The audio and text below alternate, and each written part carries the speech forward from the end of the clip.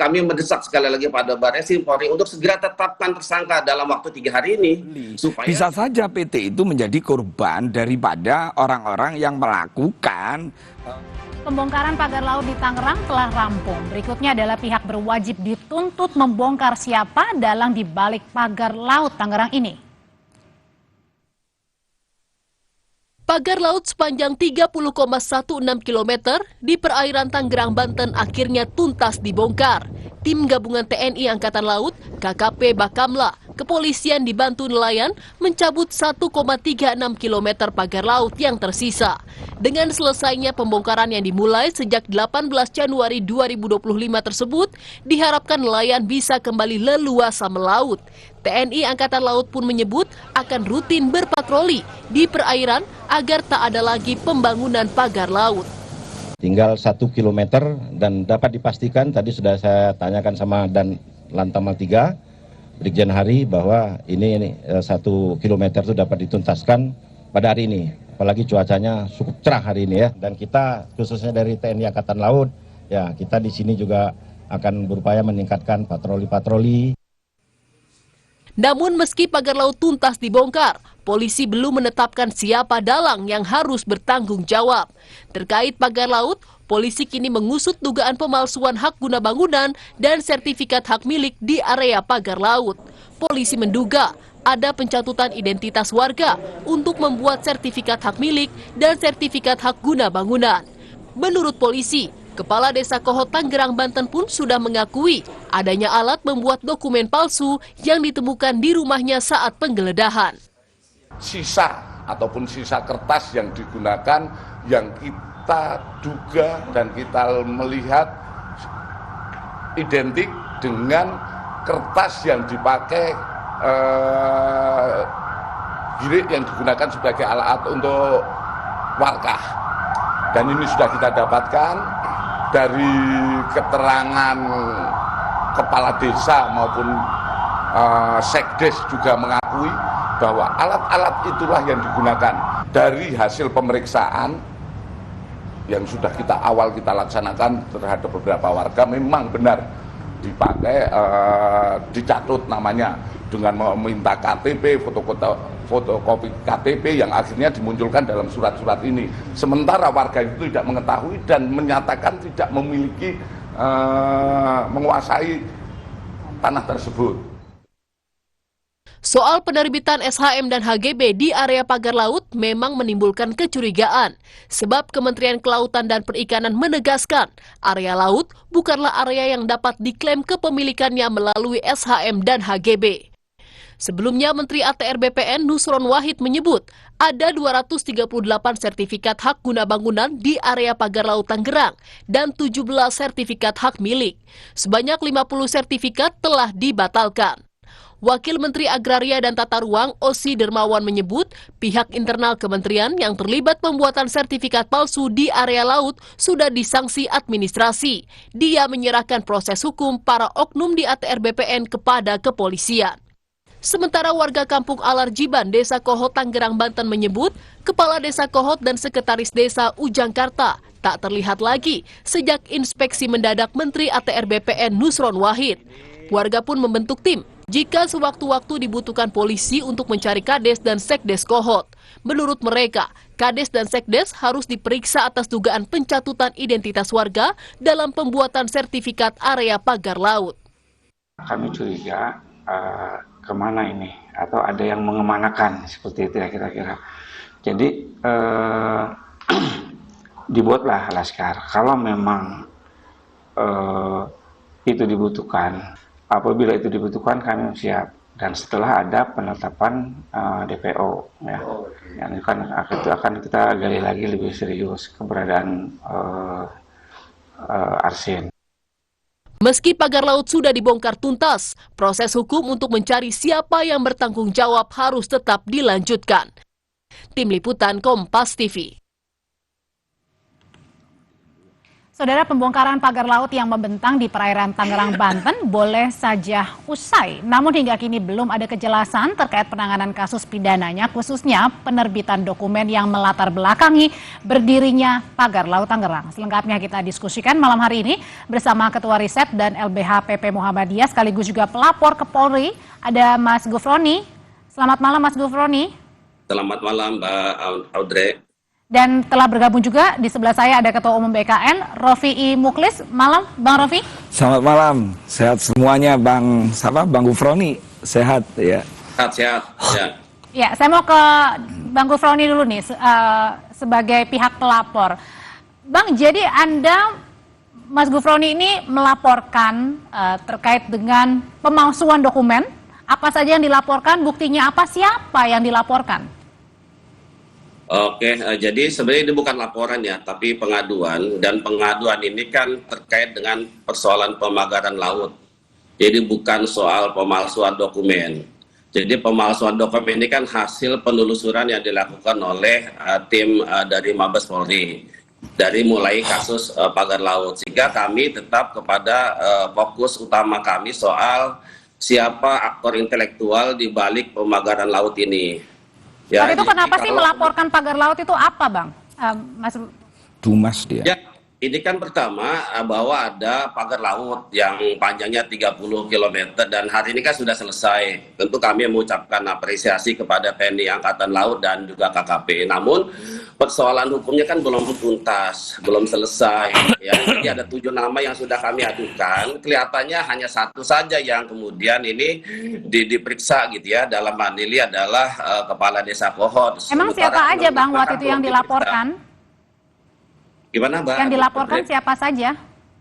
Ya kalau berdasarkan pengaduan kami ke Mabes Polri tanggal 17 Januari ini kan ada 7 nama. Yang pertama misalnya tentu Agung Sedai Group ya di balik pemagaran laut ini sebagai korporasi atau swasta. Yang kedua Ali Hanafi yang menyiapkan dananya. Kemudian untuk pimpinan proyeknya kan ada Encun alias Ahmad Gojali. Kemudian yang melaksanakan proyek ini kan ada namanya Mandor Mehmet yang sampai hari ini tidak diketahui keberadaannya. Oke, termasuk juga dengan kadesnya ya? Iya, kades. Kemudian ada dulu kita adukan juga soal ada Sandi, ada Arsin dan yang lainnya. Oke, saya mau ke Mas Rofi. Bang Rofi, ini kan terakhir dari Dirtipidum bilang kalau Kades Arsin ini sudah mengakui bahwa barang-barang yang disita itu adalah hasil kumpulan untuk pembuatan surat palsu. Tanggapannya, karena kan sebelumnya katanya BKN ini sempat bilang kalau dalam pembangunan pagar laut ini sebenarnya ada prosedurnya. Tapi sekarang ada temuannya nih, ada indikasi palsu nih suratnya. Ya, jadi tolong dibedakan kasus pagar laut dengan kasus yang ada di Desa Kohot. Kalau yang ada di Desa Kohot itu adalah temuan daripada BPN ATR. Bermula kan begitu, Menteri Mas Nusron Wahid kami mengapresiasi waktu itu kan mengumumkan, dinyatakan musnah itu tadi kan, itu.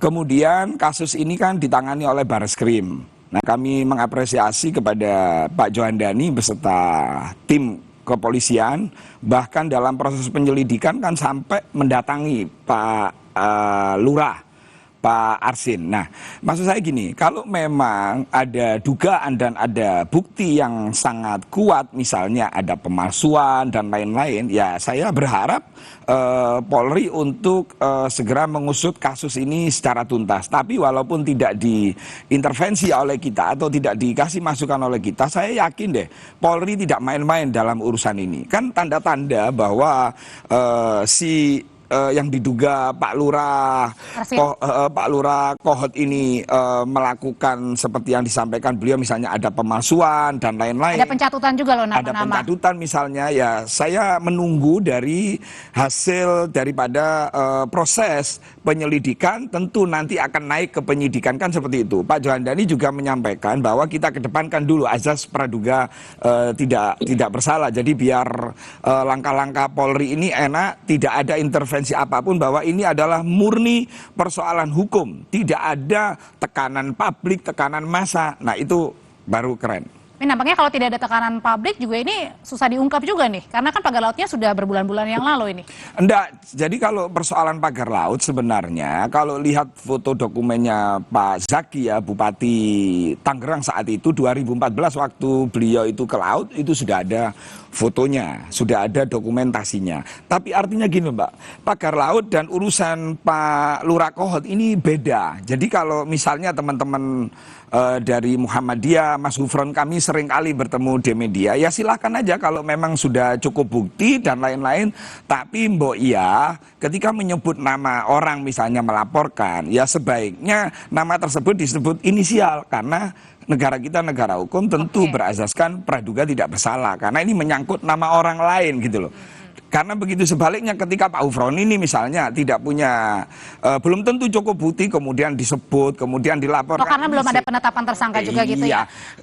Jadi masih politis gitu loh. Kalau persoalan pagar laut kan urusannya KKP Mbak. Oke, jadi dianggapnya ini masih politis nih?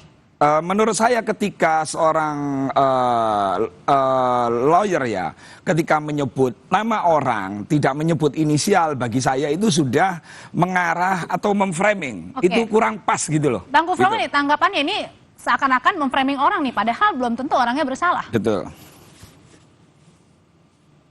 Bang Gufron nih.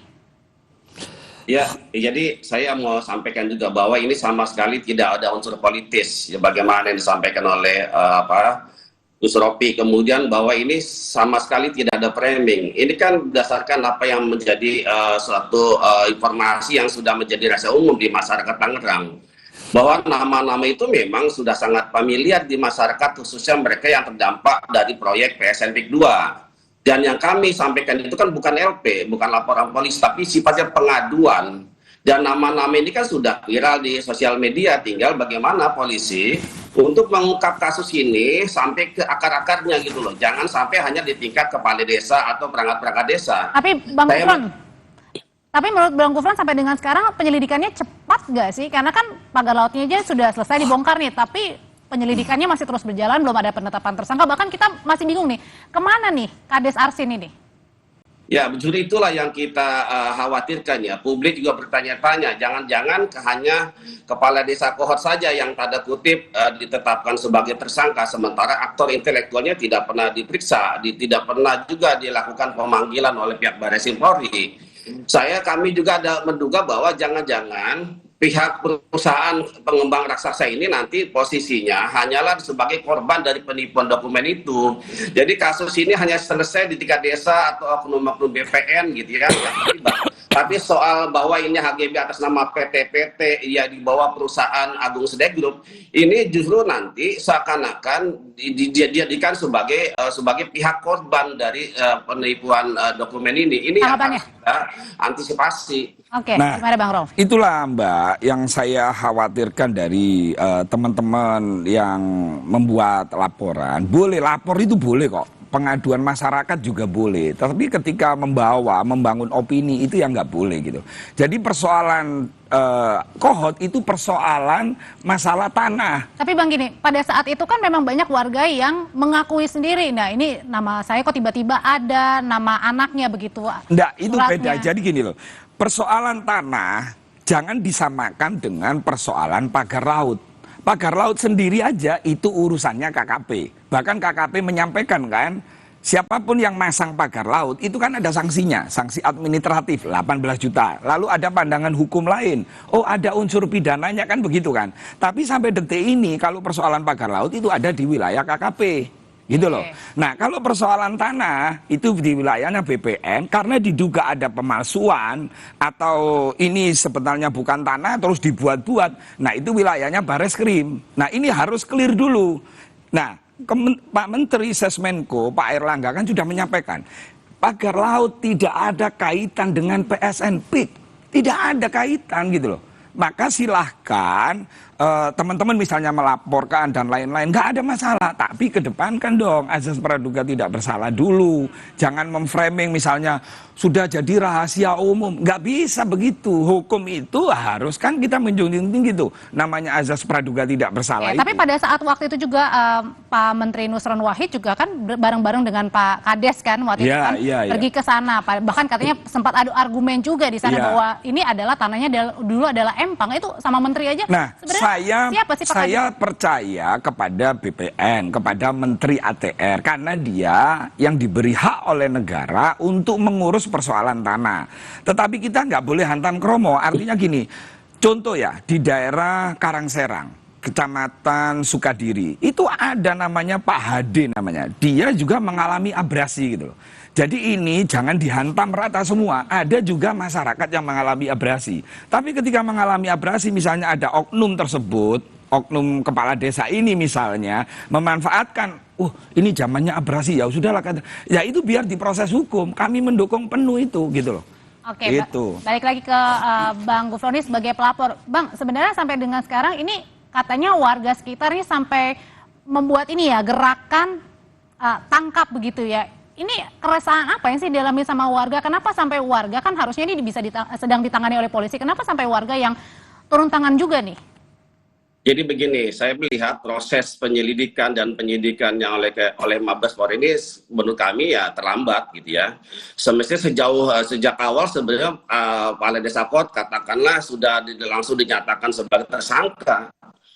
Nah, kemarin soal penggeledahan ini kan sebetulnya kami juga agak pesimis gitu. Apa yang bisa diharapkan dari penggeledahan itu, walaupun bisa ada barang-barang bukti kaitan dengan pemalsuan dokumen itu gitu ya. Maka sekarang kondisinya misalnya Desa Kohot tidak diketahui keberadaannya, ini kan bentuk kekecewaan publik ya terhadap langkah-langkah yang dilakukan oleh Mabes Polri. Seharusnya sejak awal, karena sudah terang bahwa ini ada HGB palsu, ada girik-girik palsu yang dimohonkan kepada BPN. Dan ingat juga bahwa kasus ini bukan hanya di Desa Kohot, tetapi diduga terlibat juga 16 kepala desa, karena kan dia sudah bikin girik-girik palsu untuk dimohonkan kepada BPN. Dan itu tidak mungkin berdiri sendiri, kades-kadesnya berani melakukan hal itu, Bang. Ya betul, termasuk siapa yang membiayai, siapa yang mengurus ini. Saya mau tanya, kan juga harus ditelusuri sampai kepada korporasi besar itu. Oke, harus ditelusuri sampai ke akar-akarnya, karena kan pertanyaan publik, mungkin nggak sih kades-kades ini jalan sendirian dengan berani lagi, Bang Rofi? Begini ya, kita kan tidak tahu ya isi hati orang ya. Kadang-kadang orang itu karena melakukan abuse of power itu, memanfaatkan jabatan, momentum misalnya, yang katanya ada beberapa PT, anak perusahaan yang juga membeli. Bisa saja PT itu menjadi korban daripada orang-orang yang melakukan palsu, surat-surat palsu, kan bisa saja. Makanya saya tidak berani, Mbak, mendahului proses hukum, saya nggak berani. Saya diajarkan oleh guru saya untuk mengikuti proses hukum, gitu loh. Kalaupun kita misalnya menduga-duga misalnya, ya kita harus menyebut inisial aja gitu. Paham ya Mbak ya? Jadi yang saya maksud, kita berikan dulu deh kesempatan. Kalau saya mengapresiasi ya Polri, karena Polri tentu harus hati-hati betul. Jangan sampai ketika menetapkan tersangka, lalu kemudian di situ ternyata salah, kemudian di pra-peradilan, terus kemudian gugur gitu loh. Saya yakin lah, sekelas Mabes Polri itu punya bukti dan lain-lain, tetapi betul-betul harus ketika menetapkan tersangka seseorang. Jadi yang diperiksa tidak hanya Pak Kohot dan stafnya. Saya sebenarnya tahu siapa aja yang diperiksa, insya Allah saya tahu. Cuman kan kita tidak boleh menuduh Polri. Sekarang kan kita punya Polri ini Mbak ya. Polri sudah bekerja baik, Polri sudah kerja sungguh-sungguh. Kita berikan ruang, kita berikan apresiasi untuk supaya ngusut ini secara tuntas. Kalau memang ada bukti-bukti ada keterlibatan misalnya 16 kepala desa, ya monggo-monggo aja, asal ada bukti beneran gitu loh. Karena mungkin juga warga bertanya-tanya di warga Kohot sendiri kan beberapa waktu yang lalu juga pernah melapor hal ini ke KPK, mungkin karena tidak ditindaklanjuti akhirnya jadi viral. Mereka juga jadi geram begitu. Nah, jadi kalau ke KPK kan berarti kan salah alamat Mbak. Kalau urusan tanah ya benar ke Mabes Polri itu. Kalau misalnya ada pemalsuan dan lain-lain kan gitu. Kalau urusan masalah pagar laut itu kan wilayahnya KKP kan gitu. Jadi harus memilah-milah, harus itu pas. Oke, kalau balik lagi ke Bang Rofi. Terakhir Bang Gufron maksud saya. Bang Gufron, dari warga yang menanyakan sampai membuat gerakan sendiri mencari kadesnya, ini sebenarnya apa yang diharapkan warga, dan juga apakah warga sudah puas nih dengan penyelidikan sampai sekarang, termasuk juga dengan pembongkaran pagar laut? Gerakan tangkap kepala desa adalah bentuk kekecewaan terhadap aparat penegak hukum. Itu poinnya gitu. Makanya kenapa kemudian masyarakat mencari di mana keberadaan Arsien, dan juga saya dengar katanya sekretaris desa juga hilang. Ya, ini kemudian apakah kemudian kasus ini berhenti hanya sampai tahap penyidikan saja karena lantaran orang-orang yang diduga terlibat ini hilang, atau jangan-jangan dihilangkan? Ini juga perlu kita waspadai gitu ya. Nah, oleh karenanya maka kami mendesak sekali lagi pada Barreskrim Polri untuk segera tetapkan tersangka dalam waktu 3 hari ini, supaya jangan sampai nanti publik tidak percaya terhadap langkah-langkah yang dilakukan oleh kawan-kawan kita dari Barreskrim Polri. Baik, Bang Gufroni, terima kasih. Bang Rofi, terima kasih. Selamat malam semuanya. Iya, Sudah. iya, iya. Ya, terima kasih. Siap, Mbak siap. Alfred. Iya, iya. Terima kasih. Iya.